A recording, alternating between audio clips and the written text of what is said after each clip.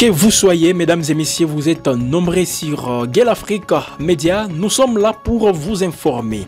À la une de cette édition du journal, le président Félix Tshisekedi a réaffirmé son engagement à ne pas brader les richesses de la République démocratique du Congo lors de la célébration de la Journée mondiale de la liberté de la presse. Je tiens ici devant vous à réaffirmer solennellement ce que j'ai toujours défendu. Jamais je ne braderai les richesses de la République démocratique du Congo. Félix Tshisekedi à suivre au début de ce journal. Toujours à la une, la 8e promotion de l'école supérieure de l'administration militaire a effectué une visite au Pullman Hotel et au restaurant Zamani à Kinshasa. Cette visite, qui s'inscrit dans le cadre de leur formation, vise à familiariser les futurs officiers de FARDC avec les normes de l'hôtellerie et de la restauration des hauts standing. Le Rwanda pourrait signer un nouvel accord avec les États-Unis pour accueillir des migrants en provenance de ces pays. Cet accord appelle celui abandonné l'année dernière entre les Rwanda et le Royaume-Uni. Les détails dans ce journal.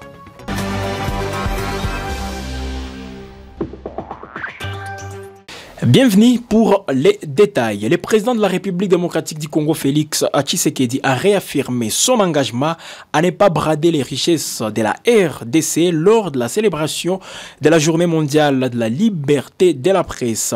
Je tiens ici devant vous à réaffirmer solennellement ce que j'ai toujours défendu. Jamais je ne braderai les richesses de la République démocratique du Congo. Félix Tshisekedi est dans ses propos recueillis pour vous.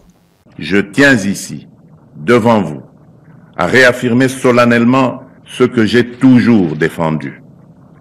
Jamais, mais au grand jamais, je ne braderai les richesses de la République démocratique du Congo.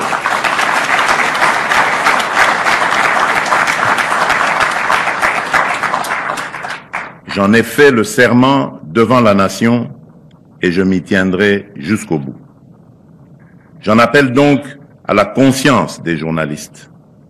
Dans un contexte aussi sensible, votre responsabilité est immense. Veillez à toujours croiser vos sources, à vous rapprocher des canaux officiels d'information et à ne jamais vous faire, même involontairement, les relais des ennemis de la patrie. La liberté d'informer est sacrée, mais elle exige plus que jamais rigueur, éthique et loyauté envers la vérité et l'intérêt supérieur de notre peuple. Les mêmes angles, le président du Conseil supérieur de l'audiovisuel et de la communication CESAC, en sigle Christian Bossembe, a déclaré toujours à l'occasion de la célébration de la Journée mondiale de la liberté de la presse que sous les mandats du président Félix Tshisekedi, aucun journaliste n'a été tué, aucun journaliste n'a été arrêté ou torturé à cause de ses opinions. Il est dans ses propos recueillis pour vous. L'aide publique à la presse. Il est donc urgent que le pouvoir public prenne des mesures concrètes pour doter le CESAC de moyens nécessaires à l'exercice de ses missions. C'est à ces prix qu'il pourra devenir un acteur de régulation efficace et véritable pilier de la démocratie numérique. Excellence, Monsieur le Président, vous n'êtes pas seul dans cette lutte de la salubrité médiatique. Monsieur le Président, vous avez beaucoup fait pour la liberté d'expression dans ce pays. Sous votre mandat, aucun journaliste n'a été tué. Aucun journaliste n'a été arrêté ou torturé à cause de ses opinions. Aucune rédaction n'a été saccagée. Aucune chaîne n'a été fermée sous les ordres des services comme ce fut dans le temps, comme ce fut dans le passé. Nous vous remercions sincèrement et nous vous encourageons de continuer dans cet élan-là. Cédés, qui n'ont pas fléchi devant le dieu de Baal. Ils sont restés forts, intègres, malgré les conditions. Je ne saurais clore mon propos. Sans lancer un appel vibrant aux consciences. J'en appelle aux prêtres du vivre ensemble. Que chacun prenne la mesure de sa responsabilité. Car nous n'avons pas deux pays. Nous n'avons qu'un seul pays. Un seul. Et s'il venait à sombrer, ce ne serait pas à un seul homme d'un pays. Il est temps d'en finir avec cette illusion. Direction la province de l'Ituri où les territoires d'Irumu, longtemps marqués par l'insécurité, connaît une amélioration notable de la situation sécuritaire. La reprise des activités socio-économiques et la cohésion sociale entre les communautés sont perceptibles dans la région des Kunda. L'approche militaire à côté des non-militaires, stratégie mise en œuvre par le commandant des opérations militaires en Ituri, a pacifié la zone de Kunda en chefferie de Babelebe. S'inscrivant dans cette logique, sur instruction du lieutenant-général Luboya Kashamadjoni, c'est le colonel Siro Simba Bunga Jean, administrateur de ces territoires, a palpé du doigt l'amélioration de la situation sécuritaire actuelle. Parce que sinon, on va vous demander qui bloque qui et pour quel objectif. Durant 3 jours à Kunda, ceci a contribué et redynamisé la cohésion sociale et la paix associée à la reprise des activités socio-économiques qui se déroulent le jour tout comme la nuit. Pour pérenniser ces acquis de paix et la cohabitation pacifique enregistrée à cette période de l'état de siège, l'administrateur du territoire a échangé avec toutes les couches sociales de la chefferie. Nous gérons la population. Dès lors qu'il y a un problème au sein de la population, c'est là où nous devons nous focaliser. C'est pourquoi la raison de ma mission ici sur instruction de l'autorité provinciale pour mettre de l'ordre.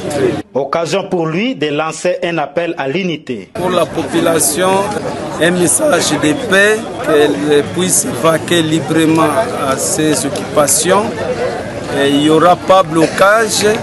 Ceux-là qui sont à Mwanga, ils peuvent arriver à Kunda sans problème.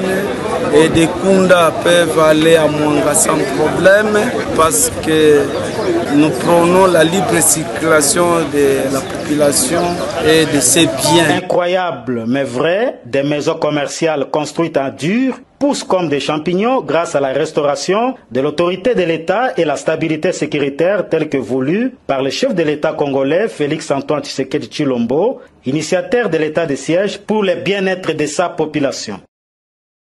Dans les registres diplomatiques, les discussions entre les gouvernements congolais et l'AFC M23 ont repris dimanche 4 mai à Doha sous la médiation du Qatar. C'est pour parler font suite à la signature d'une déclaration conjointe le 20 avril où les deux parties s'engageaient à travailler à la conclusion d'une trêve en vue d'un cessez-le-feu effectif. Reportage. 2 semaines après la signature d'une déclaration conjointe annonçant leur volonté de travailler à la conclusion d'une trêve, les gouvernements congolais et la rébellion de l'AFC M23 se sont retrouvés dimanche 4 mai à Doha, sous la médiation du Qatar, pour de nouvelles discussions. Ces échanges préliminaires visent à établir le base des futures négociations, mais aucune avancée significative n'a été enregistrée pour le moment. La rébellion du M23 exige des gestes concrets de la part de Kinshasa pour faire avancer le processus. Elle réclame notamment le retrait des troupes gouvernementales de Walikale, la publication d'une déclaration conjointe avec le gouvernement, l'autorisation de retirer les troupes de la SADC et leur logistique de Goma, ainsi que l'accord pour le transfert de Kinshasa de FARDC et policiers qui étaient sous la protection de la MONUSCO à Goma. Ces derniers points est déjà en cours et devraient se poursuivre jusqu'en juin. La délégation de la rébellion, désormais dirigée par son secrétaire exécutif, Benjamin Bonimpa, acteur clé des négociations en 2013, espère que ces nouveaux échanges seront fructueux et permettront de faire progresser les processus de paix. Parallèlement, un autre cadre de négociations entre Kigali et Kinshasa se déroule sous l'égide des États-Unis. La RDC et le Rwanda n'ont pas encore finalisé l'avant-projet d'accord de paix prévu par la déclaration de principe signée le 25 avril 2025 à Washington. Les deux parties devraient soumettre les documents au département d'État américain le 2 mai, mais leurs contributions respectives n'ont pas encore été harmonisées. Une fois le projet finalisé, l'accord de paix devrait être signé par les présidents congolais Félix Tshisekedi et rwandais Paul Kagame. La rébellion du M23 continue de contrôler des zones dans l'est du Congo et les tensions entre la RDC et le Rwanda persistent. La réussite de ces négociations est cruciale pour mettre fin à la violence et instaurer une paix durable dans la région. Un accord de paix historique entre le Rwanda et la République démocratique du Congo pourrait être signé à la Maison-Blanche à la mi-juin. Le président américain Donald Trump, le président congolais Félix Tshisekedi et le président rwandais Paul Kagame devraient être présents à la cérémonie. Le ministre des Affaires étrangères rwandais Olivier Nduhungirehe a confirmé la présence d'autres dirigeants clés, notamment l'émir du Qatar, le président togolais Faure Gnassingbé, médiateur africain, le président kenyan William Ruto et le président zimbabwéen Emerson Mnangagwa Disadeka. Cet accord, fruit des longues négociations et de la médiation de plusieurs acteurs régionaux et internationaux, représente un esprit de paix durable dans la région des Grands Lacs. Comme annoncé dans les sommaires, la 8e promotion de l'école supérieure de l'administration militaire a effectué une visite au Pullman Hotel et au restaurant Zamani à Kinshasa. Cette visite, qui s'inscrit dans le cadre de leur formation, vise à familiariser les futurs officiers des forces armées de la République démocratique du Congo avec les normes de l'hôtellerie et de la restauration de haut standing. La restauration collective, module dispensé à l'école supérieure d'administration militaire de Kinshasa, a fait l'objet du déplacement des stagiaires de la 8e promotion de cette école, le jeudi 1er et le vendredi 2 mai 2025, respectivement à Pullman Hotel et au restaurant Zamani. Cette visite a permis aux stagiaires de s'imprégner de l'organisation et du fonctionnement de ces restaurants des standards internationaux. Sous la conduite du chef Jérôme Cartaillé, ils ont visité la chambre froide, l'économa, les bars et autres espaces. C'est à l'espace Les Triomes que les stagiaires ont posé plusieurs questions pour une bonne compréhension. Au terme de cette visite, le général Kakenza Jean-Claude, commandant de l'ESAM et chef de la délégation, a au nom du chef d'état-major général de FARDC, remercié M. Éric Legras, directeur général de Pullman Hotel, pour ces gestes de collaboration. Je te remercie. Je remercie Pullman pour cette participation à la formation de nos stagiaires. Après avoir suivi le module restauration collective, ils ont contextualisé un peu tout ce qu'il y a comme problème autour de la restauration collective. Merci pour tout. Il s'en est suivi une remise des cadeaux au directeur général de Pullman et une séance photo. Le directeur des affaires académiques de l'école supérieure d'administration militaire a fait l'économie de cette visite. Oui, ce qui est intéressant après les cours théoriques qui ont été dispensés entre lundi et mercredi, il est important de voir cette théorie mise en application. Et pourquoi au Pullman? Parce que c'est une structure importante avec plusieurs restaurants. Donc un niveau de complexité qui s'apparente, et c'est la raison pour laquelle j'ai choisi le Pullman, aux contraintes opérationnelles quand les soldats sont déployés. Et la satisfaction alimentaire, que ce soit pour des clients d'une grande structure ou des soldats en opération, est la même en définitive. Et le Pullman offre ce niveau de complexité pour que les stagiaires se mettent dans un contexte opérationnel et comparent les contraintes d'une telle structure. Au restaurant Zamani, la délégation de l'école supérieure d'administration militaire a été conduite par le colonel Eric Ngoli Bamele, commandant adjoint de l'école supérieure d'administration militaire. Ils ont d'abord visité le supermarché des Zamani avant de se rendre au restaurant Zamani. Une remise de cadeaux et de photos souvenirs ont clôturé ces 2 journées de visite. Sur les terrains, toujours dans l'est de la RDC, les hostilités continuent. La cité frontalière de Kasindi, dans les territoires d'Ebeni, toujours dans la province du Nord Kivu, a accueilli lundi soir la première vague de déplacés fouillant la localité de Lunyasenge, tombés aux mains des rebelles de l'AFC M23. Des familles épuisées et sans assistance cherchent refuge dans une région déjà frappée par l'instabilité. La cité frontalière de Kasindi est en proie à une nouvelle vague de déplacés, fouillant les combats qui font rage à Lunyasenge, tombés aux mains des rebelles de l'AFC M23. Des familles épuisées sans assistance arrivent à Kasindi, déjà marquée par une instabilité chronique. Le lundi 5 mai, la première vague de déplacés a atteint la ville, témoignant de l'avancée inexorable du M23.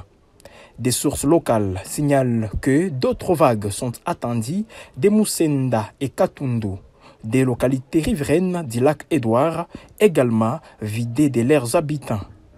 Certains se sont repliés vers Kiavinyongue, tandis que d'autres tentent de rejoindre Kassindi, créant une atmosphère de paix palpable.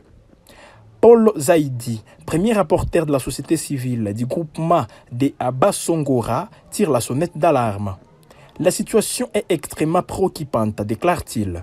Nous appelons à une mobilisation urgente des autorités pour assurer la prise en charge des déplacés et prévenir toute infiltration ennemie. Le nombre exact des déplacés reste encore à déterminer. L'Uniansenge, situé à une cinquantaine de kilomètres à l'ouest du lac Édouard, a été conquise le 2 mai après des combats violents entre les rebelles et les militaires congolais. Les bilans de ces combats restent flous, mais plusieurs sources locales évoquent de lourdes pertes humaines. L'armée congolaise, dans un communiqué publié le 4 mai, a confirmé la perte de l'Uniansenge, dénonçant une violation flagrante du cessez-le-feu en vigueur. Le colonel Mac Azukai, porte-parole de FRDC au Grand Nord, a réaffirmé la volonté de l'armée de riposter sur tous les fronts si les menaces persistent. Cette nouvelle offensive intervient alors que des discussions entre le gouvernement congolais et la rébellion de l'AFC M23 ont repris à Doha au Qatar. Malgré une déclaration conjointe signée il y a 2 semaines, aucune avancée notable n'a encore été enregistrée, les échanges étant toujours qualifiés de préliminaires. Les forces armées de la République démocratique du Congo ont remis 28 civils à la société civile locale à Debeni. Parmi eux, des ex-otages et 18 enfants sortis des groupes armés. Ces derniers ont été confiés à la section de la protection de l'enfant de la MONUSCO qui les a ensuite remis à une organisation locale spécialisée dans la prise en charge et la réintégration des enfants. Reportage. Lundi 5 mai, l'espoir a fait son apparition à Beni avec la libération de 28 civils, dont 18 enfants, par les forces de la République démocratique du Congo. Ces individus étaient détenus par des groupes armés actifs dans la région. Les enfants, libérés après une sensibilisation des chefs des groupes armés sur l'importance de l'éducation, ont été confiés à la section de protection de l'enfant de la MONUSCO, qui les a ensuite remis à une organisation locale spécialisée dans la réintégration des enfants soldats. Ces enfants quittent un lieu où ils n'auraient jamais dû être, a déclaré Pépin Kavota, président de la société civile locale, lors de la réception des libérés. Nous avons l'obligation en tant que communauté et famille de les accueillir pour favoriser leur réintégration. Les 7 adultes, quant à eux, ont été libérés après une opération militaire conjointe des FARDC et de l'armée ougandaise dans la région de Mayangose. L'un d'eux, témoignant de son expérience, a déclaré « J'ai été attrapé par les ADF Nalu à Mayangose, puis ramené dans la brousse. L'armée a déjà fait grand-chose. Les gens ne comprennent pas, mais nous avons vécu la réalité des ADF. » Les enfants ont été confiés à une organisation partenaire de l'UNICEF pour une prise en charge transitoire, tandis que les adultes ont été directement réinsérés dans la communauté via les cadres de base de leurs quartiers respectifs. Cette libération est un signal positif pour la paix dans la région, mais elle ne doit pas occulter le défi qui reste à relever. La société civile appelle à une intégration sans stigmatisation de libérés, afin de les permettre de reconstruire leur vie et de contribuer à la paix durable dans le Nord Kivu.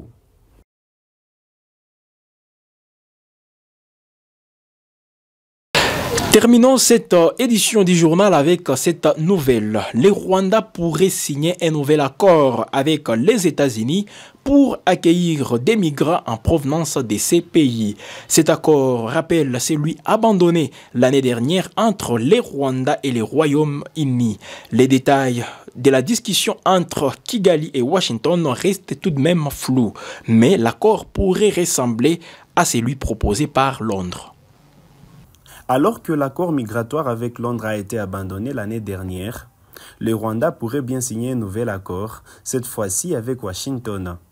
Des discussions sont en cours, affirme Kigali, alors que l'administration américaine cherche à accélérer les expulsions des migrants du territoire américain.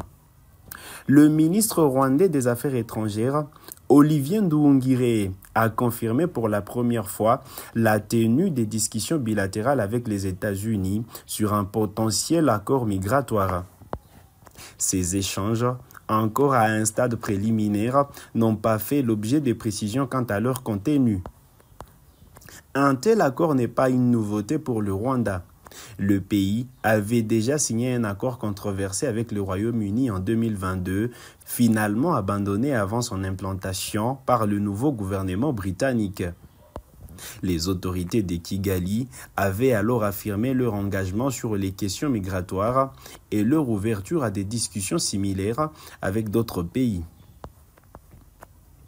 Début avril 2025, le Rwanda était déjà cité par des médias américains comme l'un des pays tiers envisagé par Washington pour y envoyer les migrants rejetés par l'administration américaine.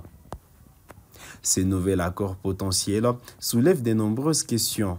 Le Rwanda est-il réellement en mesure de gérer un afflux important de migrants ? Et quelles sont les implications éthiques et juridiques de l'envoi de migrants vers un pays tiers ? Et c'est la fin de ce journal télévisé sur la télé panafricaine. Mesdames et messieurs, merci à vous de l'avoir suivi. Nous vous invitons une fois de plus à vous abonner si ce n'est pas encore fait, tout en activant la cloche de notification et là vous serez informé d'une manière instantanée.